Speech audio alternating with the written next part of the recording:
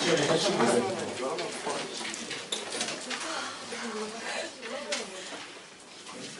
마가복음 15장 1절에서 15절.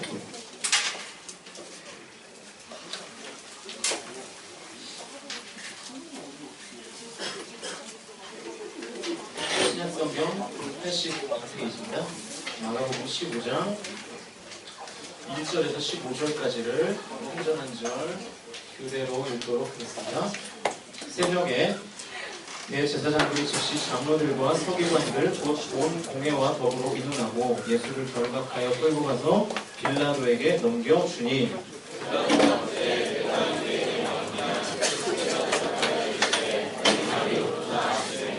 대제사장들이 여러 가지로 고발하는지나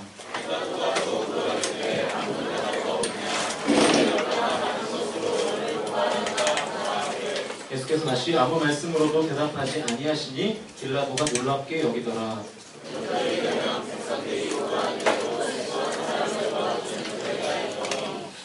밀란을 꾸미고 그 밀란 중에 살인하고 체포된 자 중에 바라바라 하는 자가 있는지라. 빌라도가 대답하여 이르되 너희는 내가 유대인의 왕을 너희에게 놓아주기를 원하느냐 하니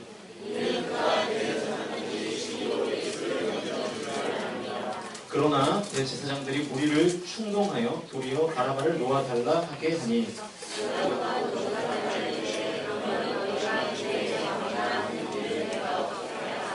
힘을 내어 그들이 다시 소리 지르되 그를 십자가에 못 박게 하소서.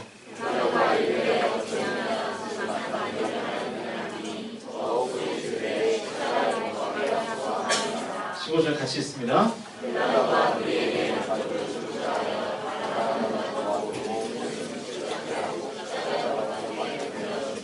아멘. 같이 아멘 합시다. 네. 옆에 분들과 많이 오셨네요. 다시 한번 인사하시겠습니다. 한 주간 동안 잘 지냈니? 한번 인사해주세요.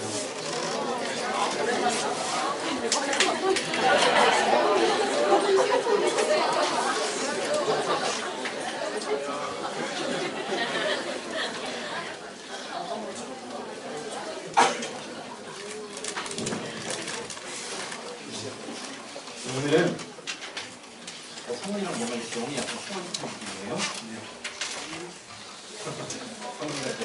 약간 비슷한 부분을 이용해 주셔서 똑같은 부분은 아니지만 오늘은 선택의 타락이라는 제목으로 하나님 말씀 증거하도록 하겠습니다.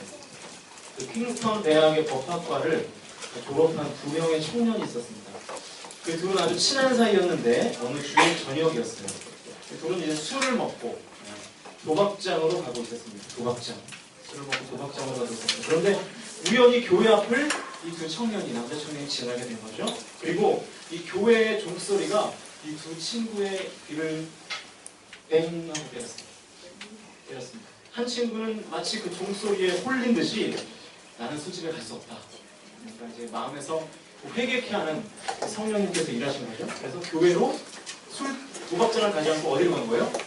교회로. 다른 한 친구는 약속을 어긴 그 친구를 막 비난하고 고집을 부리면서 도박을 하러 갑니다. 결국 이 두 친구는 심하게 다투다가 사이가 멀어졌어요. 헤어지게 됐어요. 한 친구는 그날 저녁 목사님의 설교를 듣고 큰 은혜를 받고 회개하고 새 사람으로 거듭납니다. 그는 나중에 정치가가 되었고 마침내 미국의 대통령으로 당선되어서 취임식을 하게 됩니다. 세계의 대부분의 신문들이 그에 대한 기사를 일면 톱에 막 싣기 시작하는 거예요.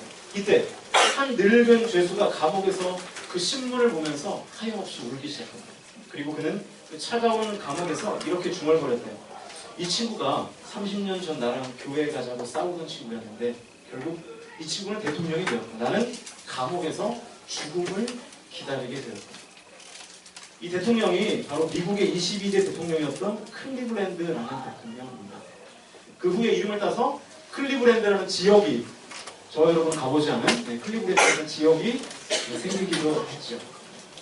여러분 한번 잘 생각해 보세요. 그 주일 저녁에 한 번의 선택이 두 사람의 인생을 완전히 갈라놓게 되었다고 보는 것입니다. 여러분 러시아를 아시죠? 러시아가 과거에는 어떤 이름이었습니까? 소련이었어요. 소련. 여러분 소련은요 본래 굉장히 잘 살던 나라였습니다. 그리고 문화, 예술, 교육, 정치가 앞섰던 그런 나라였어요. 그러나 그들이 이 공산주의와 혁명을 선택하면서 사회주의를 선택하면서부터 그들이 서서히 기우기 시작합니다. 결국 70년 만에 소련은 완전히 망하게 되었죠. 마찬가지로 그 뒤를 따라서 사회주의 노선을 선택했던 루마니아, 유고, 체코, 그 외에도 아시아의 중국, 북한, 지금 이 나라들이 다 어떻게 되었습니까? 먹고 살기도 힘든 나라가 되었죠. 사실 최근에 중국이 각광받고 뜨는 이유는 사회주의를 거부하고 자본주의를 일부분 수용했기 때문에 지금 중국이 살아남는 것이지, 사회주의를 계속해서 고집했다면 중국은 여전히 고립될 수밖에 없는 상황이었습니다. 반면에 미국은 원래 피난민들이 세운 나라입니다. 미국이 사실은 근본이 없는 나라예요. 아십니까? 근본이 없는 나라. 신앙의 자유를 찾아 피난길을 올라가는 청교도들에 의해서 세워진 나라. 신앙인들에 의해서 지극히 근본적인 신앙을 가지고 있었던, 철저한 신앙을 가지고 있었던 청교도를 통해서 세워진 나라가 미국이거든요. 미국 사람들은요, 정치적으로는 민주주의를, 경제적으로는 자본주의를, 그리고 정신적으로는 기독교를 선택했습니다. 그 결과 누가 뭐래도 아직까지는 미국이 정치, 경제, 군사적으로 세계를 리드해 오고 있는 거죠. 여러분, 우리가 뭘 알아야 되냐면 선택을 어떻게 하느냐, 선택을 잘하느냐 못하느냐에 따라서 한 나라의 국운도 기울 수 있고요. 여러분의 인생이 잘 될 수도 있고 흥할 수도 있고 그의 반대가 될 수도 있다는 겁니다. 우리가 살아간다는 것은 사실 선택을 한다는 것을 의미하죠. 그래서 이 철학자 장폴 사르트르는 우리의 인생을 선택의 관점에서 이렇게 말했어요. 아세요? 뭐라고 말했죠? 인생이라는 것은 B와 D 사이에 발음을 잘 해야 돼요. C다 이렇게 얘기했어요. C. 네. 무슨 얘기입니까? B는 뭐죠? D는 네. C는 치킨. 초이스. 치킨. 번이야? 어제 치킨 먹었어? 초이스 무슨 얘기입니까? 탄생과 죽음 사이에는 뭐가 있다는 거예요? 선택이 있다는 거죠. 여러분, 우리는 살면서 끊임없는 선택을 하고 살아가죠. 이 선택 속에서 우리의 인생이 만들어지고 있는 것입니다.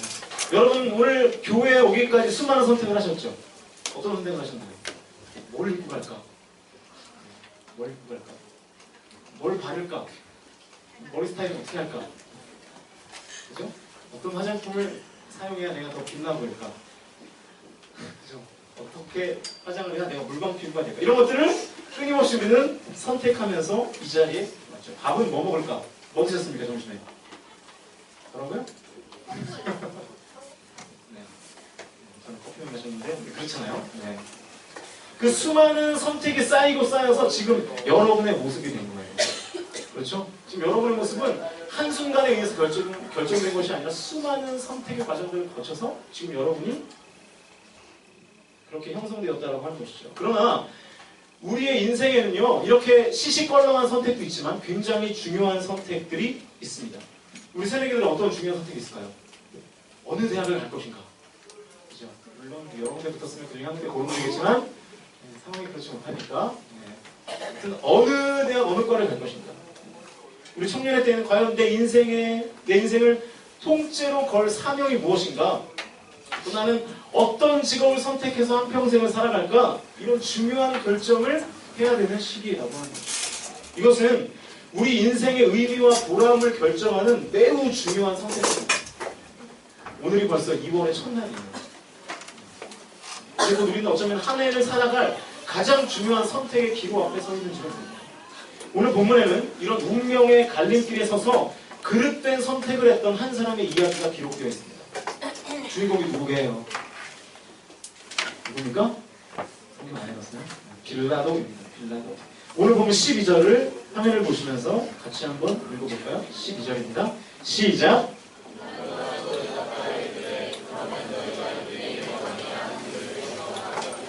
네, 빌라도는 당시에 유대 총독이었고 재판관이었습니다. 그는 재판관의 자리에 서 있으면서도 이런 외침을 토해내요. 너희들이 유대인의 왕이라고 하는 이 자를 내가 어떻게 하랴? 우리는 결론을 잘 알죠. 빌라도는 결국 예수 그리스도를 어떻게 했습니까? 네? 십자가에 못 박는 선택, 그 결정을 했죠.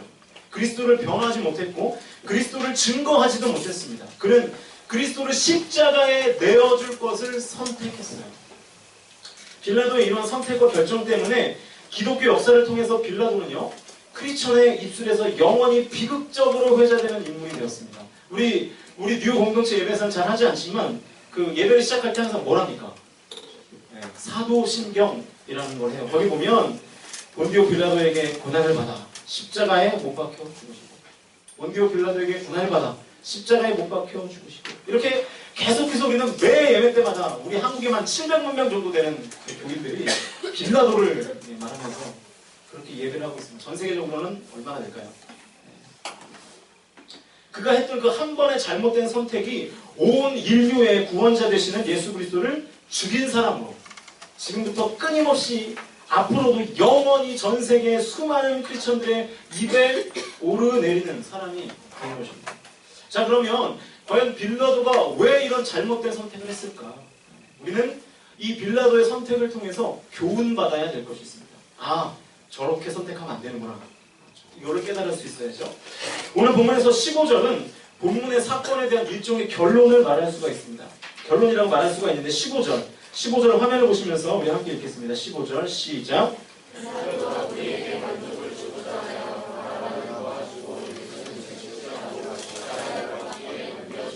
자, 이 15절 중에 이 표현에 한번 주목해 보세요. 빌라도가 무리에게 만족을 주고자 해요. 빌라도가 무리에게 만족을 주고자 해요. 여러분, 빌라도는요, 무리에게 만족을 주고자 해서 바라바는 풀어줬고요, 그리스도는 십자가에 못 박기를 선택했습니다. 오늘 본문의 결말 부분에서 빌라도의 선택 이유를 성경은 지금 이렇게 설명하고 있는 거예요. 무리에게 만족을 주고자 해요. 그래서 예수를 죽이는 거죠. 무리를 만족하게 하는 결정을 만족하게 하기 위해서 예수를 죽이는 선택을 했다. 그러니까 지금 빌라도는요, 무리들의 편승에서 선택을 하고 있는 겁니다. 바꿔 말하면 빌라도의 선택과 그의 결단은 자기 확신에서의 근거를 가지고 선택한 것이 아니라 군중들의 반응, 군중들의 프레셔를 이기지 못해서 했던 선택이었다라고 하는 거예요. 자기 확신과는 정반대의 결단을 그는 내렸고 만든 것이죠. 그의 선택은 그러니까 한마디로 얘기하면 군중 심리적 선택이었습니다. 군중 심리적 선택. 대중들이 원하는 것을 선택했다는 거죠. 우리가 하나님을 믿는 사람으로서 우리가 인생을 살면서 자기 확신을 가지지 못하는 사람들은 참 많은 거죠. 세상이 이렇게 말하니까 나도 그렇게 말하고, 세상이 이렇게 행동하니까 나도 그렇게 행동합니다. 세상이 원하는 것들만을 기준으로 살아가는 사람들이 사실 청년회 때 너무나 많다. 여러분, 청년하면은, 우리나라에서 청년하면은 뭐가 떠오르는 것 같아요? 그렇죠. 88만 원 세대. 또 하나, 책 제목이기도 한데. 탑 리더가 잘 가르쳐줬어요?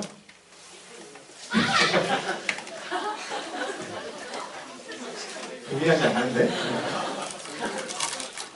근데 맞는 말이에요. 우리 청년은 두 가지 이미지가 떠올라요. 88만 원 세대. 아프니까? 청춘이다. 왜 그래야 될까?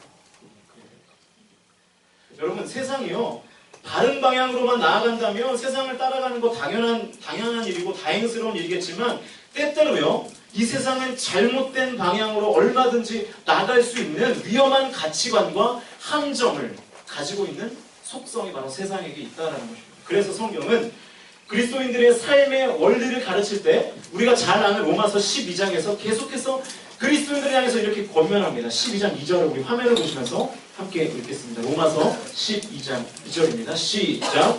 너희는 이 세대를 본받지 말고 오직 마음을 새롭게 함으로 변화를 받아 하나님의 선하시고 기뻐하시고 온전하신 뜻이 무엇인지 분별하도록 하라.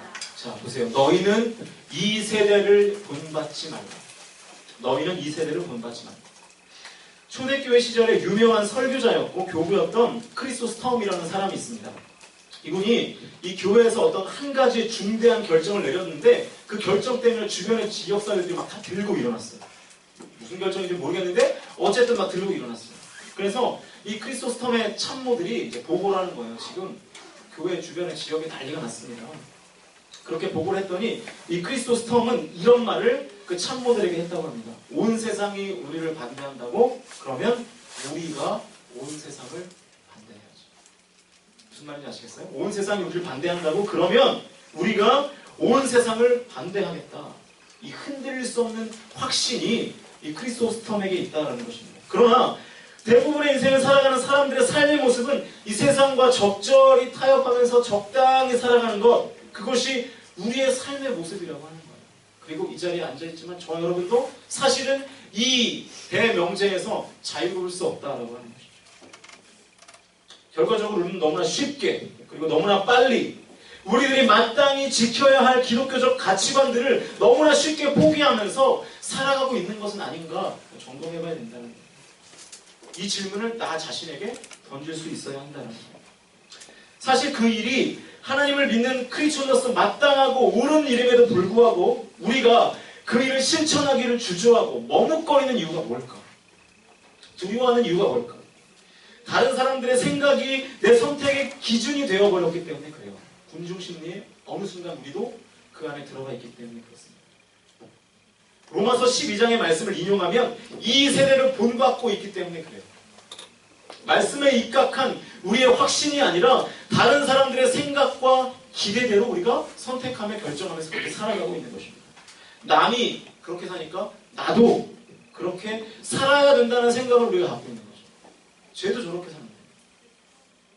우리는 삶을 성경에서 배우잖아요. 그렇죠? 여러분 그런 간증이 있으세요? 아, 성경에서 내가 이것을 배웠다. 그런 간증 있으십니까? 우리는요, 우리의 삶을 주님에게서 배우지 않습니다. 그냥 옆에 사람들에게 배워요. 이웃들에게서 세상에게 배우고 세상을 그대로 카피하고 그래서 세상의 무리들처럼 그렇게 하루하루를 살아가는 것, 그것이 어쩌면 저와 여러분의 삶이 될 수도 있다는 것입니다. 남들이 좋다고 여기는 것을 선택하죠. 그래서 우리는 사실요, 빌라도가 했던 선택한 그 삶과 별로 다르지 않게 그렇게 살아갑니다. 군중심리에 의한 삶, 그것이 바로 빌라도의 삶이었고요. 그것이 빌라도가 했던 선택이었습니다. 우리는 우리의 선택이 빌라도의 선택과 별로 다르지 않다는 사실을 조금은 부끄러워할 필요가 있습니다. 군중심리의 선택을 부끄러워할 필요가 있다는 거예요. 제가 여러분에게 부탁드리고 싶은 말씀은 여러분 제발 남으로 살지 말고 나 자신으로 사십시오. 남으로 살지 말고 나로 사십시오. 왜 남의 기준과 남의 기대에 맞추어 살아갑니까? 우리는 보통 의사결정을 내릴 때 남들이 좋다고 여기는 것, 남들이 부러워하는 것을 선택합니다. 또 남들에게 불쌍히 여겨지고 비난당한 일은 절대로 선택하지 않아요. 나를 행복하게 하는 것, 내 가슴이 뛰는 것을 선택하기보다는 남들이 나를 부러워하는 것, 남들이 나를 칭찬하는 것, 그것을 선택하며 살아갑니다. 그래서 그것들을 다 얻었지만 사실은 행복하지 않은 인생을 사는 거죠. 다들 우리는 한비아라는 인물을 존경하죠. 한비아 아세요? 국제 구호 전문가 한비아. 한비아를 부러워하고 한비아를 존경하지만 그 사람이 가지고 있는 선택의 기준은 잘 붙들지 않습니다. 물었죠. 대체 왜 그렇게 힘들고 박봉이고 위험한 그 일을 왜 하십니까? 한비아의 대답이 뭡니까? 그 일이 내 가슴을 뛰게 하기 때문에. 나야 나. 선택의 기준이 남이 아니라 납니다. 자신의 진로를 결정했던 기준이 뭡니까? 나야 나. 내 가슴을 뛰게 하는 것. 남이 아니라 내 자신입니다. 여러분 혹시 미파워라는 단어를 들어보신 적 있으십니까? 두 단어가 합성됐죠? 미라는 단어와 파워라는 단어. 굳이 직역을 해보면 나 힘, 나 힘 해석을 하면 남이 아니라 나만이 갖고 있는 그 힘을 얘기하는 거예요. 그게 뭐 개성일 수도 있겠고, 그렇죠? 나만이 가지고 있는 독특함. 여러분이 우리가 이 세상을 지금 두고 보면 알지만 점점 더 이 미파워가 진짜 신력이라는 사실을 우리가 체감하고 있지 않습니까? 남으로 사는 것이 아니라 이 나로 살아가는 것이 진정한 능력이고 그것이 크리스천의 삶이라는 것입니다. 그리고 하나님이 여러분 한 명 한 명에게 고유하게 주신, 특별하게 주신 여러분만의 사명이 있어요. 그 사명대로 우리가 살아갑니다. 그 사명이 때로는 다른 사람들 보기에는 잘 이해가 안 될 수도 있습니다. 그럼에도 불구하고 우리가 그 사명을 가지고 살아가고 있는가 하는 것이죠. 하나님 나에게만 주신 그 특별한 인생을 사는 것, 그것이 옳은 일임에도 불구하고 우리는 다른 사람들의 평가와 기대에 함몰되어서 그 선택만을 강요받고 강요하면서 우리가 살아가고 있는 것입니다. 선택이 타락한 빌라도는 군중 심리적인 선택을 했고요. 결국 그 선택이 예수 그리스도를 십자가에 못 박아 죽이고 말았습니다. 두 번째로 이 빌라도의 선택은요, 출세지향적 선택이었습니다. 출세지향적 선택. 여러분, 왜 빌라도가 무리를 맹목적으로 따라갔는가? 왜 무리를 그렇게 신경 썼는가? 그것은 군중을 따라가는 것이 자기의 삶을 안전하게 만들고 그 선택이 내 인생에 더욱더 큰 이익을 줄 것이라고 믿었기 때문에 그렇습니다. 틀림없이 빌라도에게 가치관이 있었다면 그의 가치관 이론은 뭐였을까요? 출세였어요. 출세하는 거. 요즘식으로 말하면 뭐예요? 돈 많이 버는 거. 그것을 우리는 아까 성훈이가 얘기했죠? 성공이라고 믿고 그것을 승리라고 믿고 살아가는 사람. 오늘 본문의 사건을 보면 빌라도가요, 많은 사람들에게 많은 질문을 던져요. 제사장들에게, 또 예수님에게, 사내들인 공회를 향해서 빌라도가 끊임없이 질문을 던집니다. 이 기사는 오늘 본문뿐만 아니라 마태복음, 누가복음, 요한복음 이 사복음서에 다 나와 있는데, 이 빌라도의 질문을 보면 이 빌라도의 그 많은 질문이 이 팩트를 파악하기 위해서 질문하는 것이 아니라 그 사람들의 눈치를 보기 위해서 질문을 하고 있는 거예요. 빌라도가 눈치를 보고 있다는 거죠. 끊임없이 사람들의 눈치를 보고 있습니다. 한 가지 볼까요? 마태복음 27장 24절을 보시면 이 바라바를 대신에 예수를 십자가에 못 박으라고 판결을 내린 이유를 마태는 이렇게 설명합니다. 함께 화면을 보시면서 읽어봅시다. 시작.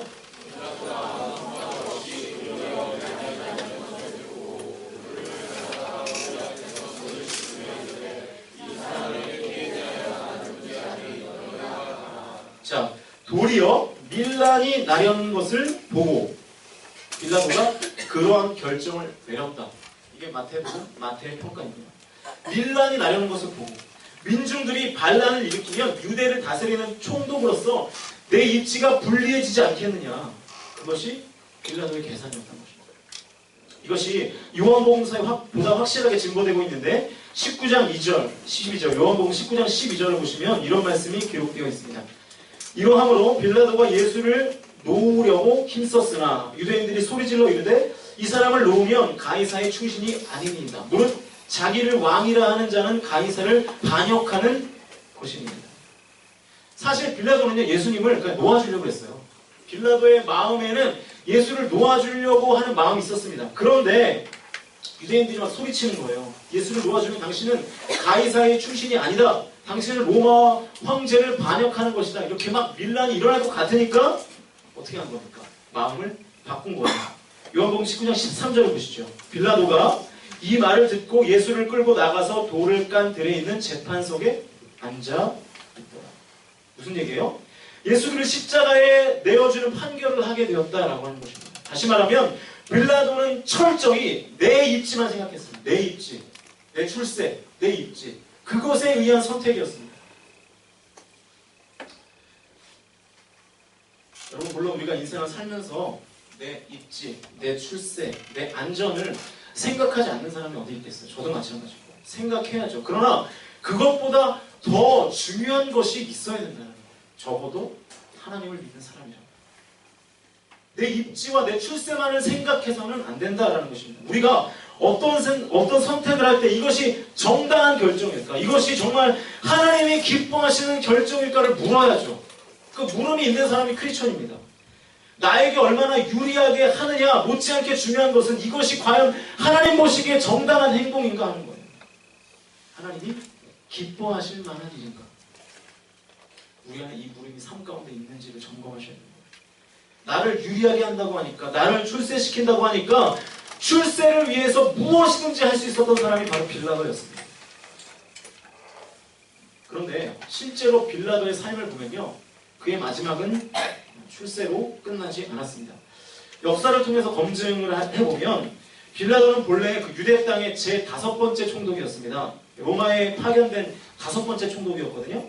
이 로마의 이 티베리우스 황제 시대에 AD 26년부터 36년까지 이 빌라도가 유대의 총독으로 이제 재위를 했는데, 유대의 유명한 역사학자였던 요세푸스에 의하면 이 빌라도는 굉장히 잔인한 총독이었다고 해요. 굉장히 잔인한 총독. 그리고 그는 지나치게 로마에게 아부했고 로마 황제 숭배를 막 강요했다고 합니다. 왜 그랬는가? 자기의 출세를 위해서. 출세를 위해서는 무엇이든지 할 수 있는 그런 사람이었어요. 그래서 그는 다른 총독보다 실제로 오랫동안 팔레스타인 안에서 머물렀습니다. 보통 유대 총독은 한 5년 정도 하면 바뀌었거든요, 평균. 그런데 빌라도만 10년을 재위했습니다. 조금 더 높은 자리를 유지한 것이 사실이에요. 그의 아부, 그의 출세요, 그의 처세술이 10년간 총독의 자리를 지키게 만들었습니다. 그러나 그의 마지막은 어땠는가? 역사를 보면 빌라도가 독단적으로 막 사마리아인을 학살하기 시작합니다. 로마의 정부가 이 소식을 듣고 빌라도를 소환해요. 중앙정부에서 빌라도가 소환을 받자 이제 위기의식을 느낀 거죠. 자기의 정치 생명이 끝났다고 판단했습니다. 결국 빌라도는 자살했습니다. 이것이 빌라도의 마지막이라는 거예요. 빌라도는 끊임없이 출세를 선택했지만 그의 마지막은 자살로 전철되었습니다. 조금 더 그 출세 자리에 앉아있기는 했지만 결국은 자살로 끝난 인생. 마치 자기의 목숨을 얻고자 하는 자는 잃어버린다. 자기의 목숨을 잃고자 하는 자는 오히려 얻을 수가 있다라고 말씀하신 이 하나님의 말씀, 이 하나님의 말씀을 역설적으로 반대로 증명한 사람이 빌라도였다라고 하는 것입니다. 출세 지향적 선택이 가져온 파멸. 출세를 소원하지 않은 사람은 없겠지만 출세만을 생각하는 이 출세의 가치관이 또 다른 모든 가치관을 압도해버린 이 출세 지향적 선택의 비극이 바로 빌라도의 선택의 비극이었다라고 합니다. 선택이 타락한 빌라도의 그 출세 지향적 선택이 예수 그리스도를 죽이는 결정을 한 것이죠. 여러분 경남에 가면 정말 안 가봐서 모르겠는데 거창고등학교라는 학교가 있어요. 들어보셨어요? 거창고등학교. 새내기들 들어봤나요? 거창고등학교. 유명한 데인데 책도 나오고. 그 고등학교는요, 지방 고등학교로서는 가장 많이 여러분이 원하시는 서울대학교에 합격시키는 학교이기도 하고 가장 어떤 그 인재를 많이 배출하는 학교로 이름이 나 있습니다. 여러분은 모르시지만 이름이 나 있어요. 그 학교 교정 돌판에는요, 직업 선택의 10계명이 나와 있는데 아마 여러분의 가치관과 많이 다를 거예요. 제가 읽어보겠습니다. 첫 번째, 월급이 적은 쪽을 택하라. 벌써 웃음이 나오죠? 내가 원하는 곳이 아니라 나를 필요로 하는 곳을 택하라. 승진의 기회가 거의 없는 곳을 택하라. 모든 조건을 갖추어진 곳을 피하고 처음부터 시작해야 하는 황무지를 택하라. 앞을 다투어 모여드는 곳은 절대 가지 말라. 아무도 가지 않는 곳으로 가라. 장래성이 전혀 없다고 생각되는 곳으로 가라. 사회적 존경 같은 건 바라볼 수 없는 곳으로 가라. 한가운데가 아니라 가장자리에 서라. 부모나 아내나 약혼자가 결사반대하는 곳이면 틀림없다. 의심치 말고 가라. 왕관이 아니라 단부대가 기다리고 있는 곳으로 가라. 이게 학교를 들어갈 때마다 교문 옆에 10계명 돌판을 새겨있어요. 너무 무서울까 학교 다니는 게? 이 학교가 기독교 학교입니다. 그리고 이 직업 선택의 10계명은 성경의 원리를 토대로 만든 거예요. 여러분 이 10계명이 벌써 우리에게 웃음을 자아내고 뭔가 비현실적으로 느껴지고 이것이 전혀 뭔가 내 안에 막 거리낌이 있고 무슨 어떻게 저렇게 살아 하는 순간 우리 안에 이미 성경의 정신들이 주변에서 어느 정도 떠나가 있다라고 하는 것이죠. 인재로 길러진 이 고등학생들을요, 오히려 힘들고 어렵고 척박한 길을 확신을 가지고 갈 것을 오히려 권유하고 있는 것입니다. 그리고 그것이 하나님의 뜻이고 결국 그것이 너희들의 인생에서 의미 있고 보람되고 가치 있게 하는 길임을 끊임없이 교육하고 있는 학교가 대안학교예요. 거창 고등학교라고 하는 것이죠. 여러분, 여러분의 선택은 어떤가요? 그동안에 우리의 선택이 거창하게 출세도 안 했는데, 그죠? 출세 지향적 선택은 아니었다 할지라도 혹시 내가 내 편한 대로의 결정은 아니었는가? 그것이 의미 있고 옳은 일인가? 그것이 하나님의 뜻인가? 하나님께 기쁨이 되는 길인가? 의 기준을 가지고 살아가고 있는가? 아니면 내 감정대로, 내 기분대로, 내 형편대로, 내가 편한 대로 하는 선택은 아니었는가 하는 것을 우리가 점검해 봐야 된다는 겁니다. 하나님을 믿는 우리는 우리의 삶을 결정하는 중요한 순간들마다 하나님께 간구하죠. 하나님, 이 관문을 좀 넘게 해주십시오. 우리 지금 새내기도 기도하고 있죠? 관문을 넘게 해주십시오. 합격을 주시고 시험에 붙게 해주시고 이 직장만 들어가게 해주시면 내 인생 주님께 바치겠습니다. 뭐 그런 거 되게 많이 하죠. 그렇지 않아요? 여기만 이것만 되게 해주시면 다 드리겠습니다. 그런 결정. 그렇게 기도하고 또 열심히 준비해서 좋은 결과를 얻었습니다. 보통 그 다음의 수순은 뭡니까? 좋은 결과를 주신 하나님께 더 가까이 가기보다는 얻은 것을 더 얻기 위한 그 심보를 가지고 그 일에 하나님이 아니라 그 일에 우리가 더 많은 시간을 쓰고 하나님으로부터는 점점 더 멀어지는 삶을 살아가는 거죠. 감사와 기도가 사라지기 시작하고 예배로부터 점점 더 멀어집니다. 왜냐하면 높은 자리에 올라가면 올라갈수록 그 자리를 지키기 위한 더 많은 시간이 필요합니다. 그래서 점점 더 하나님으로부터 멀어집니다. 신앙생활로 채워졌던 내 시간을 얻은 그 좋은 결과를 유지하고 보수하는 데에 다 사용합니다. 출세지향적인 선택이죠. 하나님께 받은 축복을 사명으로 여기고 그 축복이 흐를 수 있도록 헌신하기보다는 부담스럽고 힘든 길은 다 내 선택의 영역에서 배제해버린 채 편하고 누릴 수 있는 것들만 쫓아 그렇게 살아가고 있는 것이죠. 그게 정말 하나님 보시기에 합당한 크리스천의 삶이라고 우리가 말할 수 있는가? 그렇지 않다라고 하는 것이죠. 여러분, 지금 우리나라를 보시면 우리나라의 교회들이 점점 더 약화되어 갑니다. 부인할 수 없는 사실이에요. 우리 공동체는 이렇게 부흥을 하는데 전반적인 거는 다 약화가 돼요. 왜 교회 공동체가 점점 더 약화될까요? 이런저런 직분을 맡기면 그 직분이 갖는 권한을 누리려고만 하고요. 그 직분에 걸맞는 희생은 없기 때문에 그렇습니다. 섬김이 없어요. 부담스럽고 힘들어도 맡은 그 사명을 감당하고자 하는 마음은 없고요. 그냥 그 직분을 누리려고만 하는 마음만 있기 때문에 그렇습니다. 쉬운 것은 하고 어려운 것은 피하려고만 한다면 이미 그것은 신앙생활이 아니고 그 선택은 타락한 선택이라고 말할 수가 있는 것이죠. 여러분, 이 두 가지를 점검하셔서 여러분의 모든 선택을 한번 대입해 보십시오. 과연 나의 선택이 그냥 군중 심리적인 선택은 아닙니다. 내가 하나님의 말씀을 쫓는 것이 아니라 이 세상의 어떤 가치관과 스피릿을 가지고 그 스피릿에 맞춰 선택을 하고 있지 않는가. 또 한 가지, 그것이 그냥 내가 편한 결정, 내가 좋은 결정, 내 감정대로의 결정, 내 상황대로의 결정은 아닙니다. 그것이 하나님이 명하신 사명을 완수하기 위한 결정인가를 우리가 생각해 보셔야 하는 것입니다. 이제 함께 찬양하면서 기도하려고 하는데요.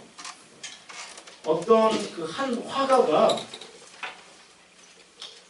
이 빌라도의 그림을 그리면서요.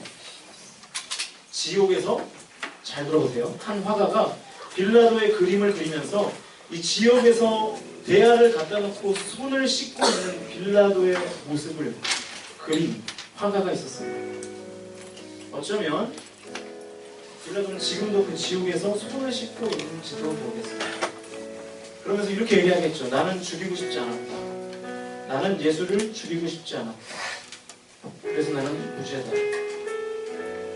이렇게 말할지도 모르겠으나 그러나 그의 선택은 예수님을 죽였습니다.